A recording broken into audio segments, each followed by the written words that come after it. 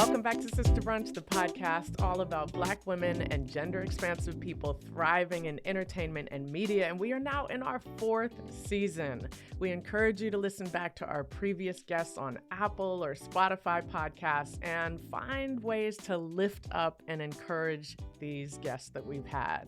If you've got questions about the entertainment and media industries, we'd love to hear your voice and your question. You can leave us a voicemail at 424-587-4870, and we might just play your question on a future episode. We also want to share some love from our listeners who leave us reviews. So this one is from Denver Sales Mom, and she says, inspiring, love these voices and wish all creatives would listen. We do too.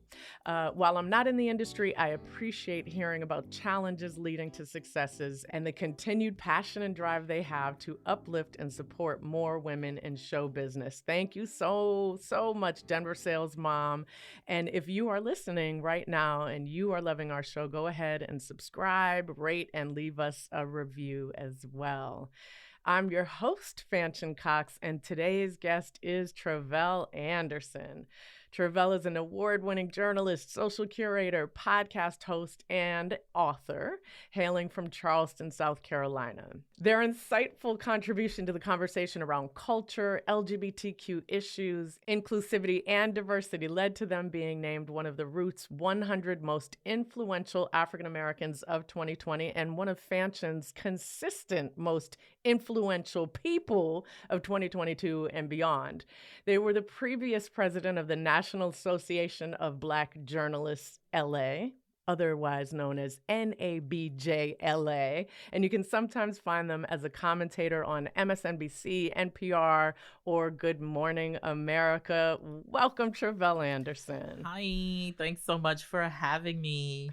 We're so glad you're here. All right, so Tre'vell, we always start off every episode hoping to lend some inspiration by sharing our journeys of how we ended up being the amazing person that we are today. So how did you start?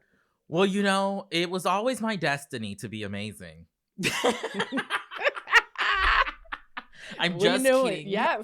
I'm just kidding, sort of.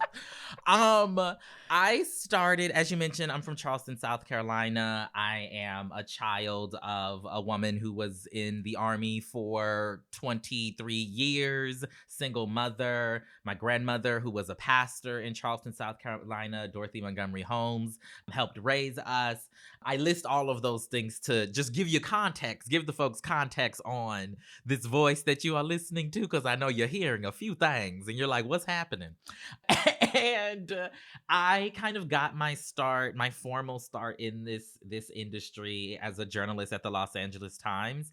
I went to Morehouse for undergrad, and then I went to Stanford for grad school, got my master's in journalism, started at the LA Times a few months later in their diversity fellowship program, which I could talk at length about diversity fellowship programs and, the unfortunate way that ends up being some of the only opportunities that we as folks of color, as women, as queer people, trans people, get our foot in a door.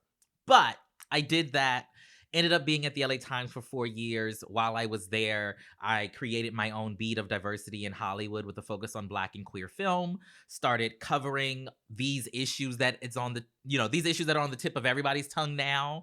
I love to say, because it's factual, that I was doing it before it was in vogue, but I won't toot my horn too much.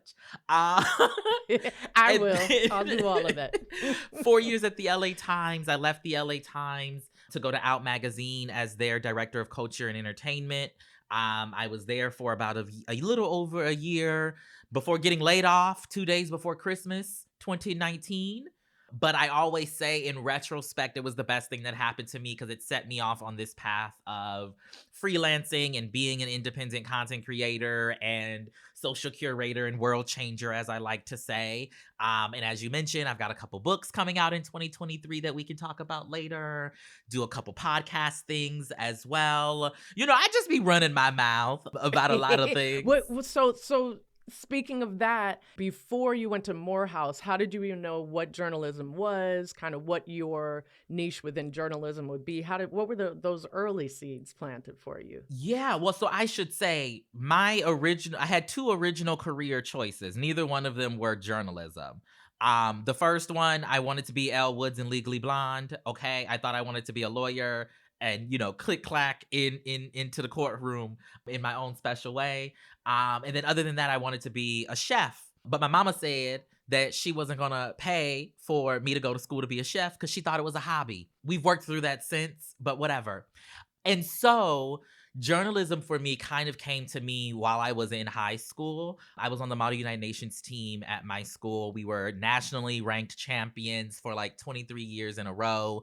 My year in which I ended up being president was year 22. But the advisor for the Model United Nations program was also the advisor over the like Convergence Media Magnet program at my school. And so she oversaw the newspaper and the broadcast and the yearbook. And she was just like, she responded to my writing style very well in the context of my United Nations. And she was like, you should check out the newspaper. Ended up joining the newspaper, just writing like opinion pieces, which was like, I felt so much power as a high school student, being able to just say what I wanted. I shouldn't say what I wanted. There were parameters, but like, that was the first time that I saw like the power of the written word, if you will. Like I was writing articles, I was writing op-ed pieces, basically trying to take down the entire school for like, rumors about people being gay. And, funny part is I was very much so queer at the time, but I wasn't out and they were playing games. You weren't out. Okay. Yeah. Okay. So, it was, that complex living that some of us end up having to do. But that's how journalism was like introduced to me. And then when I went to Morehouse, it just continued as kind of an extracurricular activity. I was working on the school newspaper there that we call the Maroon Tiger. And eventually I'll say, I set out to be a lawyer, took all of those necessary classes and discovered that, that's not it for me. Changed my major like 12 times. By the time senior year came, I was selected as managing editor of our newspaper. I didn't know what I wanted to do career-wise, but the most consistent thing with me throughout my time in school was the student newspaper. And so I was like, well, why don't we try this out for size? And I had known a few of the graduates in the years before me who went to grad school to become a journalist. And so that's why I went to grad school. But there wasn't really a person or an entity that like made me say that I could do the work that I'm doing. Some people are like, oh, such and such was like a good, possibility model that I could look at to let me know that like I could be a journalist. I didn't have that person. I was like, making it up as I went along. Still making it up, if we're being honest. Well, yeah, that's what we have to do. But that is very much who you are now for a lot of young people. And that's why I was so glad to have you on because, our kind of demographic skew around both. We got some older folks because we older folks, I'm proud. I'm 52 and happy with that. But also we've got a lot of young people that we want to inspire. And so I want to follow up on that with, you mentioned that you weren't out in high school. At what point did you come out? And I'm curious if that was any way connected to your career as a journalist. Like, was it about like telling stories about other people? And then you were like, wait a minute, but I got to be truthful about my own. Or how did that piece come about? Yeah, so I've had a couple of coming outs, as a non-binary trans person. The first one, when I just like came out, quote unquote, as gay, queer, or whatever. I actually was forced out the closet. I've told this story before, and my grandmother's dead, so she'll be fine. But long story short, she kind of like forced me out the closet in a way that was not helpful. And yet still, once that kind of disclosure among family was done, I do think that helped me like, just become more secure in who I was. This happened, I want to say, sophomore or junior year of college. And so that definitely helped there. That was the sexuality part of it. The gender part of it came while my own personal journey with it and acceptance of it came largely while I was in grad school. But then the kind of public unfolding and ongoing disclosure happened as I was at the Los Angeles Times, and I was, wearing. They had met me in a way that they had perceived me as, this young black queer person, young black queer man, right, who was doing this diversity in Hollywood things. But then I started getting gel manicures and wearing heels to the office and wearing dresses to the office, and like having to navigate that social transition, right, within the workplace as a trans person, as a non-binary person, changing my pronouns and whatnot. And I will say, at the time of that kind of personal journey becoming part of my professional journey, I realized that all of the hesitation and pushback that I had already received as just like a black gay at the time journalist was being magnified, because now, like, I was already being told that I could not be the type of journalist that came most natural to me in how I showed up in spaces. I was already being told that. And then now you mean I am showing up to the office with high heels on, and then now you mean I'm showing up to the Golden Globes red carpet in a dress and heels, right, to do my job as the representative of the Los Angeles Times. There was just a lot of general uncertainty, I guess, or pushback around what a journalist is supposed to look like and how a journalist is supposed to carry themselves. And my personal identities were already in conflict with a lot of that. So as I came more and more into myself, both personally and professionally, it kind of became one of those things where it was like, if you're going to be secure in who you are, you have to be secure in who you are, right? And that means being able to push past or beyond, these different folks' expectation of who's going to walk in the room when they know that they're interviewing with the Los Angeles Times. And I can tell you 10 out of 10 times, it was not me.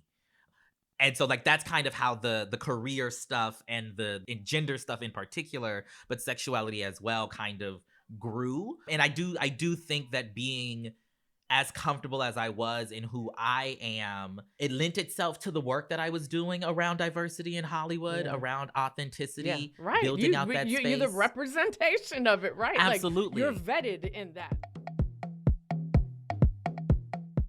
This is Sister Brunch, the podcast by and about Black women and gender-expansive people thriving in entertainment and media. Stay tuned for more of our conversation with our guest and social curator slayer, Tre'vell Anderson.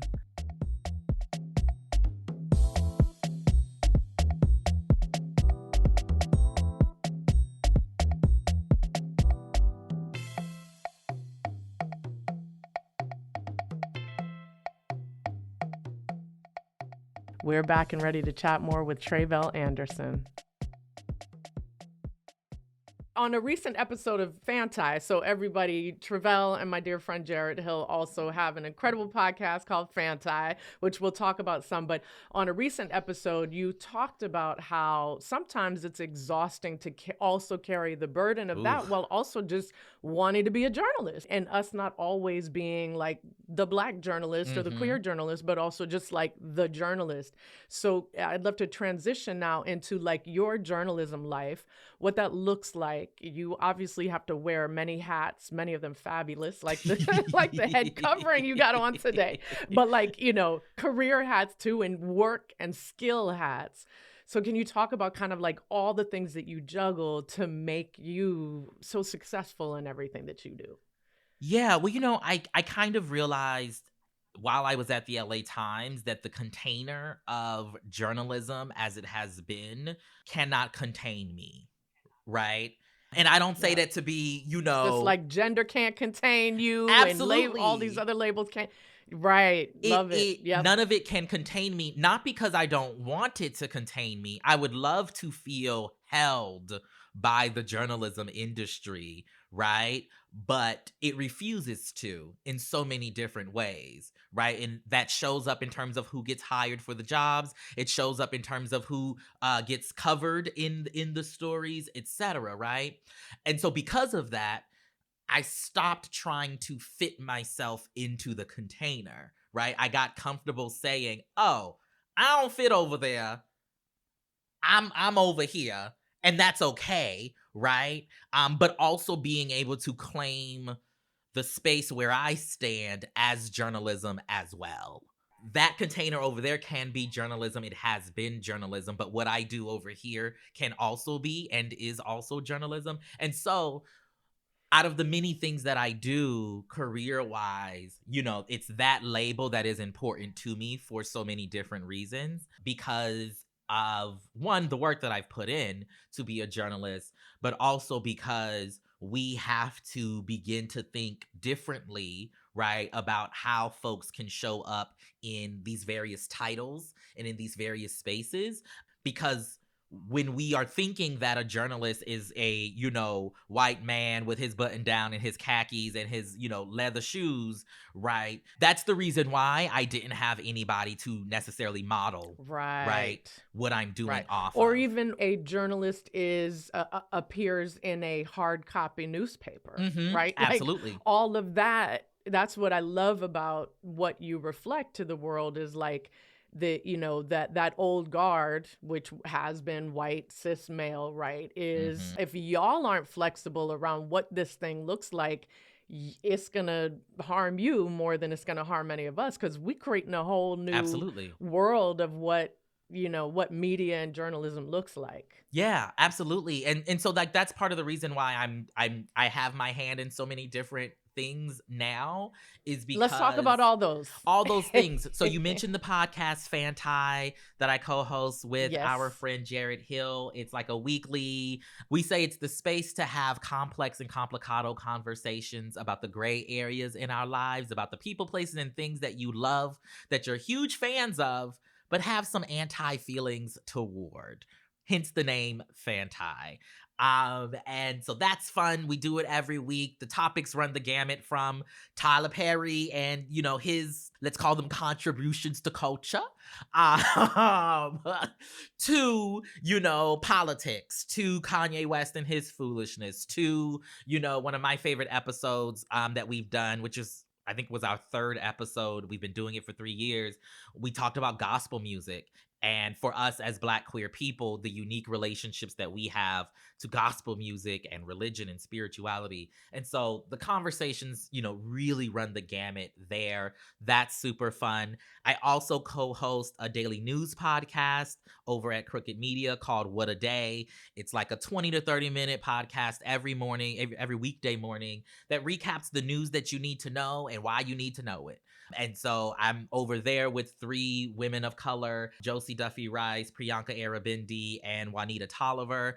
And we give you the news every morning. But like from y'all's perspective, with y'all's lens. It's got some razzle dazzle. Point, right? Like, it do have some razzle dazzle to it that you won't get off of, your cable news prognosticators and whatnot, right? And so that's another kind of slither of the work that I do. I'm still a freelancer, so you can, you might see my words pop up in a variety of different places, from Essence to the LA Times and Out Magazine and, Esquire, etc. And then I'm writing 2 books, or I've written 2 books that will come out next year. Let's do that right now. Let's talk about both books. Yes, for whatever reason, I wrote 2 books at the same time. Would not advise. Do not do that, y'all. Whew. But nevertheless, I persisted and we made it happen. The first book is my book. It is called We See Each Other, A Black Trans Journey Through TV and Film.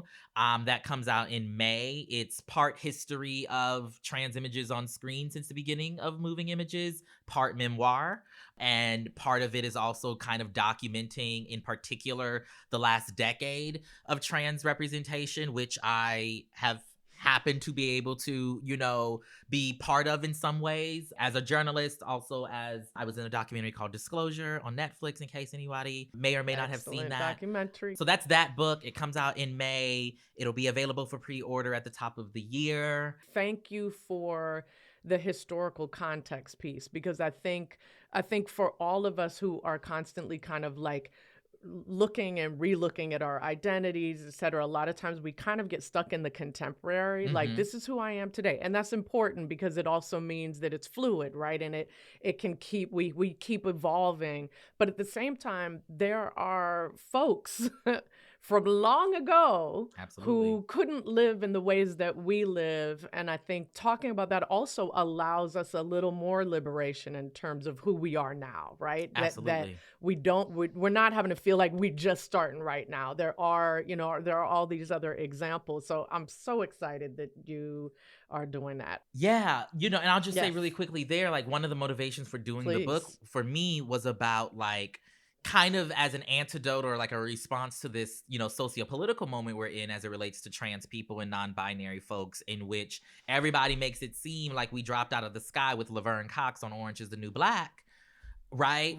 But there is a long legacy in history of trans people and gender nonconforming aesthetics across cultures, across history, right? Since the beginning of time. And my book obviously primarily focuses on what we've seen on screen, but there's some of that broader kind of cultural context also in the book. But for me, it's about having a conversation about how, vaudeville and female impersonation and drag dating back to, not just Tyler Perry and what he does, but RuPaul, as well as Flip Wilson, as well as all the way back to Gilbert Cerrone, right? Those types of references are in the book, and I try to trace that journey to how we got here with a little bit of my own personal journey. I think people will be really interested in it, but it is all about asserting the legacy and the history that already exists, right? And contextualizing this moment that we're currently in. Hopefully you all will enjoy that. And then the second book that I'm doing with Jared, my co-host on Fanti, it's called Historically Black Phrases. And it is going to be this like coffee table. It's this coffee table like gift book, if you will, this dictionary of these phrases that we have deemed historically Black. We've put definitions to them. We've got some essays. We've interviewed folks for talking about the richness of the Black tongue, primarily the African-American Black tongue.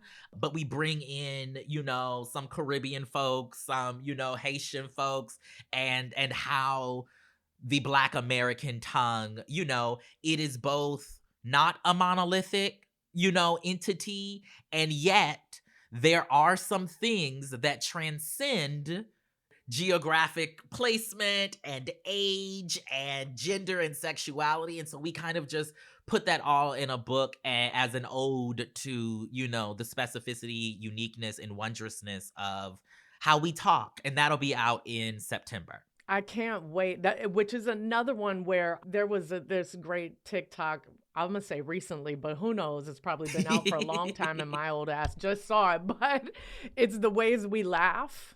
I'm watching it and I'm like, wait a minute. And I was like, that is only we laugh that way.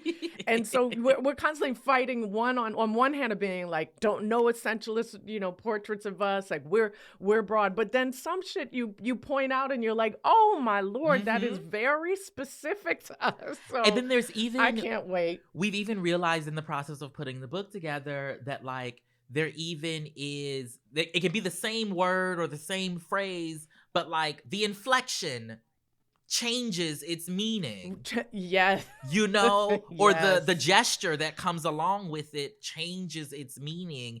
And so like our language isn't just about the words that we say. It's also about the sounds. It's also about the body movements. It's just like, we've tried to put together is like this like accessible, like really round the way girl type approach to linguistics, right? And it's been like a really enjoyable process. So I'm so excited for you all to get the chance to check that out. We're like literally in the process of like going through design layout stuff right now. And so that's been an interesting process for sure. The last thing on that is I was telling my husband that I'm so excited about this today. And I was describing all that you are. And I was like, and one of my favorite things is Tre'vell does not code switch. And I want to know how you get I want to know how, like, I was about to say, and incorrectly, how do you get away with it? Because you're not getting away with anything. You're like, you're just so like, this is me. And you've just described it, right? Everything as a journalist. And obviously, there are some things that you just have to do because there are standards or Mm-hmm. whatever they call them at your work. But the way, and I think this is connected to historically Black phrases in the sense that, like, y'all are saying, like, look, this is how we talk. Like, my biggest hope is for us to be like, we're gonna keep talking like this, Absolutely. right? And it's everybody can read it. It's out there in the public for everybody to read. But like, we're not gonna silence ourselves or say it quietly again. Like, we get to just speak this way. How do you work that, or is it just you where you're just like, this is how I speak? It's interesting that you bring this up because in the life of the podcast that we have done with Fanti, we always say that like we make our podcast for Black folks, primarily Black queer folks, but the rest of y'all can listen into. And we happen Yeah, to we have appreciate you. Yes, yes. we happen to have a very vocal white listenership, in part because of the network that we are on. Shout out to Maximum Fun. And one of the things we got earlier on in the show is some of the Black people who listen to our podcast would hear us on NPR or hear us elsewhere, and they would accuse us of code switching. And I think, and in the course of doing this book, code switching has been a prominent thing of consideration for us. We even have an essay in the book in which we like tease out the pros and the cons, if you will, right, of code switching. And so for me, I I think it's so hard to sometimes have to think of a different way of saying the thing that I know already how to say, but like feeling like a person won't understand me, so then I have to find these SAT words, right, to make it make sense for them. When I really could say a phrase or make a look that to me conveys what I'm saying, but might not be received as such by the other person. And I think for me, ultimately, I started saying that like it takes too much work for me to like turn off the Charleston, South Carolina in me. It takes too much work to try to turn off the queer and trans, lingo, right? That like pumps through my veins. And so guess what? I'm going to use it in my reporting. I'm going to use it in the meetings with the CEOs because the way I speak is valid and it is legitimate. And I should not have to change. We should not have to change how we show up in a space in order to be understood. That space should change and do what it needs to do to understand us. And it has been a difficult journey taking that stance, to be clear, right? I've been in Doesn't plenty make of it easy, meetings. right? It's just... Yes, I've been in plenty of. I remember when I was at the LA Times, there were often instances in which leadership would try to let's say tell me how I was supposed to show up. Like tell me how, like, oh, this isn't how you should be representing the LA Times, quote unquote, or I would be tweeting in the ways that I tweet and they would feel a way about the type of language that I would use. And then I realized, oh, y'all just don't get it. Like, you think I'm being offensive, or you think that I'm not a proper representation of this institution because you don't know how, one, you don't know how Black people talk, and two, you don't know how Black people talk on the internet. And so, like, there was a lot of that push and pull. I'm like, they should just say thank you, because you are making their work more accessible to a broader range of people. Like, I just wish you could have been like, well, you're welcome. You're welcome. I was by the time I left the LA Times, I was very secure in what I brought to that newsroom. And that, ultimately prompted one of the reasons why I left, right? But it can be hard sometimes, right, to siphon through or decipher, I should say, the good from the bad in terms of the types of feedback that we sometimes get in these spaces.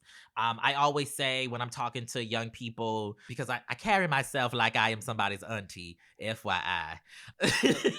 But hence the turban that I have on as we record this, right? It. Yes. Yes. But I always tell young people in particular that, like, you know, be a bad bitch, but be open to critique is a repetitive thing that I say, because we need to move and go into these spaces as if we are bad bitches, because that is, for me at least, that's been an armor, right? Every day I walk out my door, I know that I'm going to have to deal with something because I am a Black trans person in this world that was not built with me in mind, right? And when it comes to the entertainment industry, that is another, you know, set of institutions that weren't built with many of us in mind, even though our contributions are the lifeblood, right, of this industry in so many ways, as queer people, as trans people, as Black folks, as women, etc., right? We are the ones who keep this industry running in the ways that matter the most. And so I arm myself with this attitude, with this security, with this confidence, right? But I also know I'm the baddest in the room. I'm the baddest bitch in the room. I promise you, that's the energy I walk in with. But I also know that a bad bitch can always learn something from someone else. You know? And so be a bad bitch, but be open to critique, because we can always learn something. We can always improve. We can always be more caring. We can always be more exacting in our approach. We can always, you know, grow and improve. Sometimes we can't get past that feedback loop, or we can't get past the negative parts, I should say, of that feedback, because we don't have ourself together, right? We don't know our worth. We don't know, you know, what we should be charging. We don't know, right, what the path is of how to accomplish something. And so when that feedback comes, it knocks us off our path. But with the confidence, at least for me, this has worked for me, by getting secure in the uniqueness of the vision of how I move and operate in the world, lets me know that no matter the feedback that I'm getting, like there's a resolve within myself that I know without any doubt that my imagination, the world that I am creating and building in my head and then bringing to this realm to make it a reality, it is not only possible, but it is also destined. And so, be a bad bitch, but be open to critique.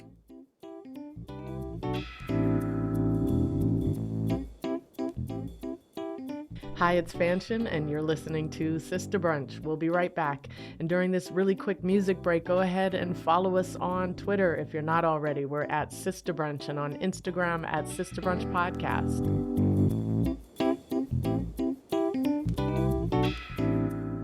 Hey y'all, I'm Tre'vell Anderson, and you're listening to Sister Brunch Podcast. You really reflect the most confidence when you can hear a critique, grow from it, and not take it personally, because it's taking it personally where in reality you weren't so confident. You know what I'm saying? Because like if you are a bad bitch and you're confident in that, none of that comes as personal, even when the person meant it that way. Absolutely. Like you could still dig in and be like, okay, but I know what the gem is in there, right? Like I know what the gem is, what you're trying to tell me to help me grow. What is the saying that they say, like, eat the meat but leave the bone, right? Like, not enough of us are eating the meat and leaving the bone. So many of us, right? It's so easy to take the bone with you. Yes. It's so easy to right. you know? Just let me grab this here, let me take this. Right. And that's because these systems and institutions that we are going into, again, weren't built with us in mind. They were built on our backs. Right. And they were built off of our sweat us equity. To take it personally. Absolutely. Right. They do. Because they But we don't need to. Right. We don't and we can't. And I want to be clear that when I'm saying like take things personally, I'm not talking about, the isms and the obias of the world, right? The racism, the Absolutely. anti-blackness, the transphobia, the homophobia. Like that shit is definitely personal. What I'm trying to Yeah. say is that there is no one here in this world that can tell me that the visions that I have for myself are not possible. There is no one, right? Mm. But what you can tell me is that the way that I thought about going to make that vision come to life is not yet a reality. You can tell me that I have a suggestion over here of how else you can go about making that vision a reality, but you can't tell me that the truth of the vision that I have for not only how I can show up in the world and be my fully unfolded self, in the words of author Akweke Emezi, you can't tell me how that looks, because I always say that the Black trans imagination is the most powerful imagination that we have out here in this world. And if we allow ourselves as a society to be inspired by and take our cues from Black trans folks who, like, what we literally have made ourselves, right, out of the depths of our imaginations. You can't Yes. tell me that my imagination, one, is ineffective or improbable or unlikely or not coming to pass, because here I am. Whew. Because here I am. Now I feel like I'm having an Iyanla moment, but it's I'm like, I'm at church. I'm like, yo, I have chills. You are such a gift. You are such a gift. But, for so many of us, the fact that we exist is all the proof we need, right? It really is. And I refuse to move through the world thinking that my existence is a mistake, or that it is not for a reason, right? That it is not proof of concept, right? I am the proof of concept. Right. I don't need to show you that I have an audience for my work and how I move through space. Yes. I am the audience. You are the proof. I am the proof of concept. Like, and we all are our very own proofs of concept. Oh Lord, because I know I have to let you go soon, and I don't. I have a pillow and a sleeping bag in my house. Could you just come be my best friend for the rest of our lives?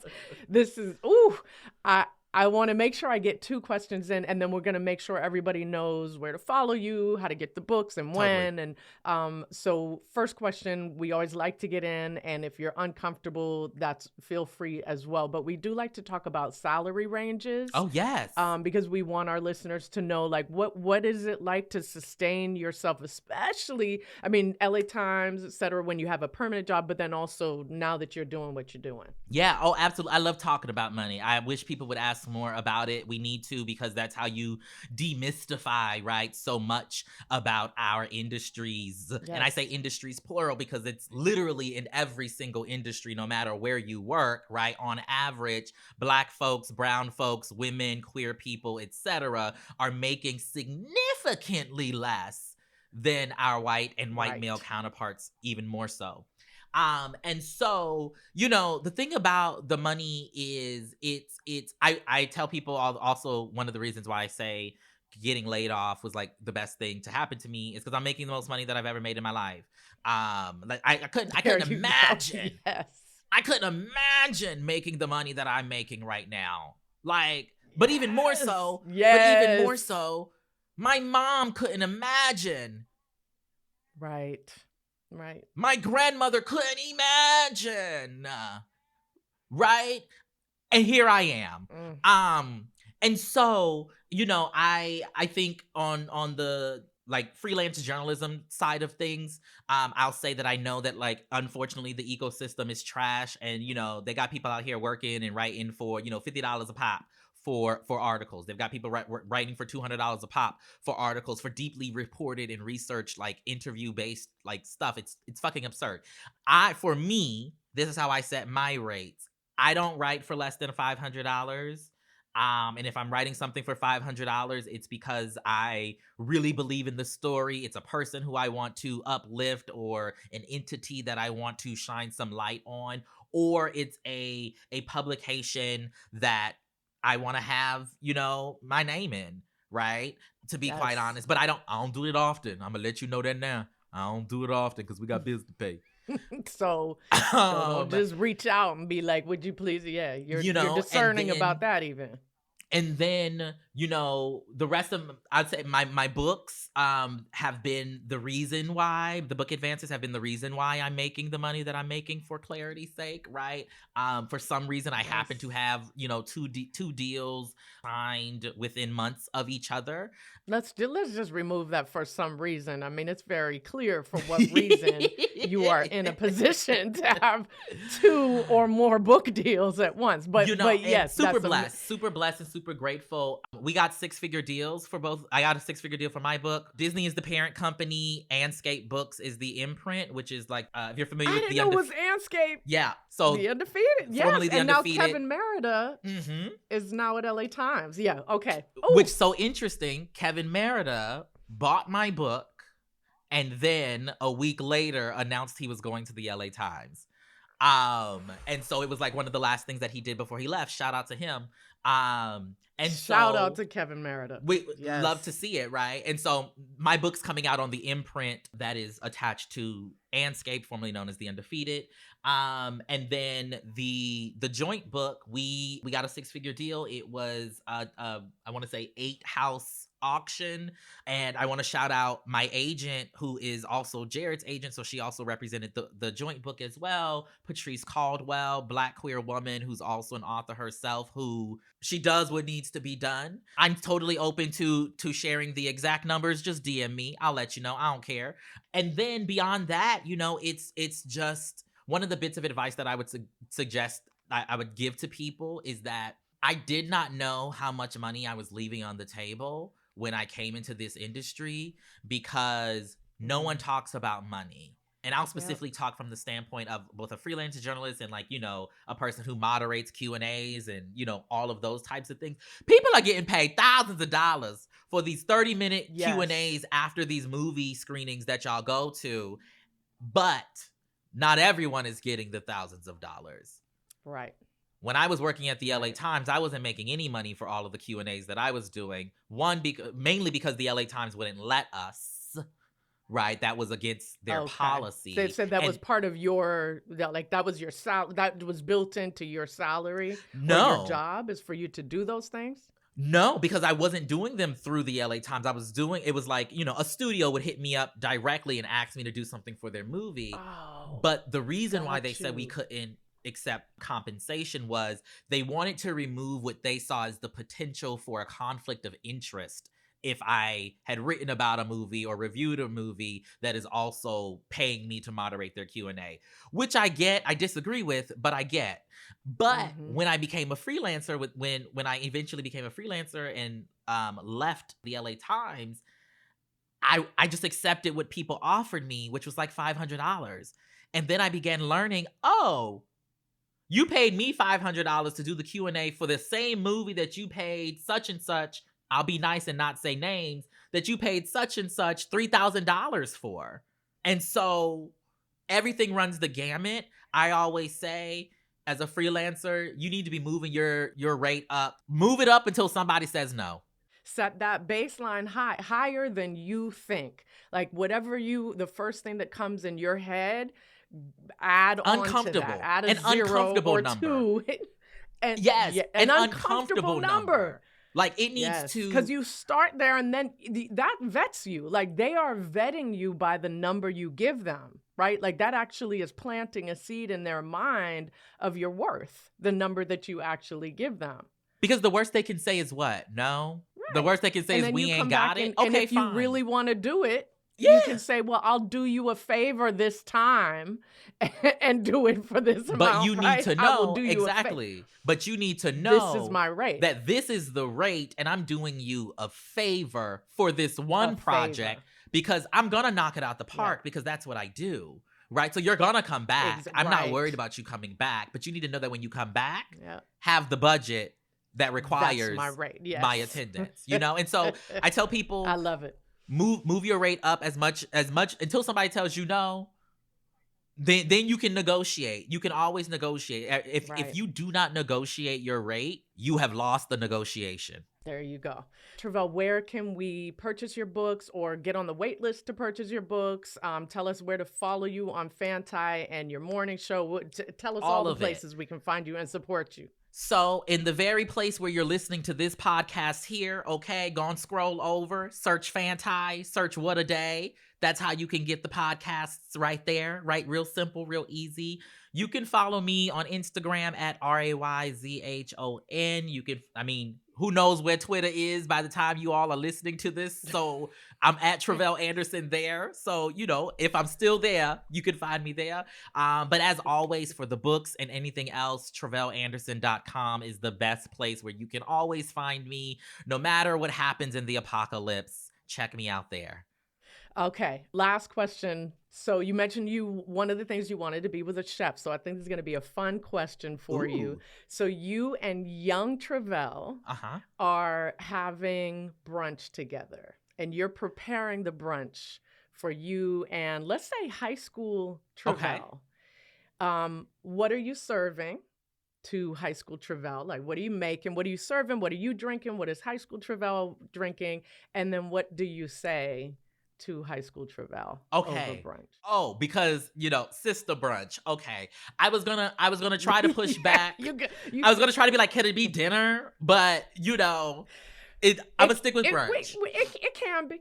That's okay. Yeah. Yes. Hence the brunch, but it could be dinner. It could absolutely be dinner. You could be like, high school Tre'vell, I can't meet you for brunch, but I can meet you for dinner, and I make a better dinner than a brunch. So that's fine. You know, I was just, you know, because I'm like, what is a meal? What is food that like that makes me the most comfortable and most secure? Yes. And that's what I would want to serve to my younger self. And it's not something that I would advise for brunch, but, you know, live your life. It's your body. Do what you want. Exactly. That's for you. Hey, no boxes. Look, we can have that for brunch. It's fine. And so my favorite meal of all time, it's this dish called okra soup. It's a rather simple dish, but it grows out of various West African traditions. Ultimately, like I said, I grew up in Charleston, South Carolina. Shout out to the Gullah Geechee folks over there. And so it's called okra soup. It's this tomato-based kind of stew with okra and tomatoes and corn. And, you know, I'm Black and Southern, and I like, you know, meat. And so it's got neck bone in it. You could have some pigtail. You could throw some scrimp, you know, if you want to get that, you know, coastal vibes going.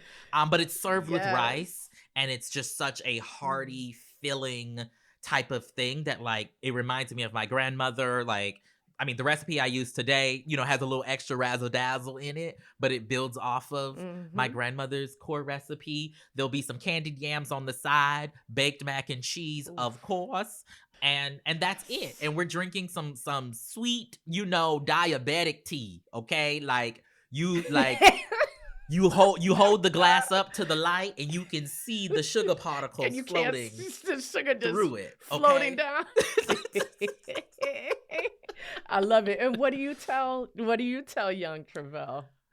I would tell young Tre'vell that you always knew who you were, and that the world may not always be the proper container for it, but there are other worlds that can be created. And I would tell my younger self that your imagination is your secret weapon. Lean into it, cultivate it. Like, what would I be? What would we all be if our imaginations as younger people weren't constrained, weren't confined, weren't, you know, stop crying, man up, right? Like you can't play with this type of toy because you're a boy or you're a girl. You can't do this thing because you're a boy or you're a girl. Who would we all be if our imaginations were supported, were uplifted, were encouraged? And so I would tell my younger self to lean into your imagination. It will be your ticket to the future. Thank you so much, Tre'vell Anderson. We're beyond honored to have you on Sister Brunch. Thanks for having me. This was fun.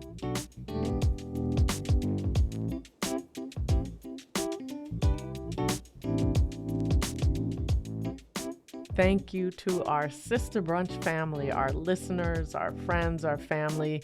Thank you for listening to Sister Brunch, the podcast that brings you the stories of Black women and gender-expansive people breaking barriers and bringing joy to entertainment and media. This is our 4th season of Sister Brunch, you all. You can read the transcript of this show, listen to all our previous episodes at sisterbrunch.com. As always, we thank you so much for your support, and please remember to subscribe to the podcast if you haven't done that already. We would also really appreciate it if you leave us a review, share this podcast with your friends and family, colleagues, etc. You can also follow and interact with us on Instagram at Sister Brunch Podcast, and you can listen to Sister Brunch on Apple, Spotify, or wherever you get your podcast. Sister Brunch is brought to you by Trujillo Productions. Our senior producer is Sonata Lee Narcis. Our co-producer is Brittany Turner. Our executive producers are Christabel and Siabwadi and Anya Adams. Our associate producers are Farida Abdul Wahab and Mimi Slater. We acknowledge that the land we record our podcast on is the original land of the Tongva and Chumash people. Until next time, sisters and siblings, we will see you soon. Bye-bye.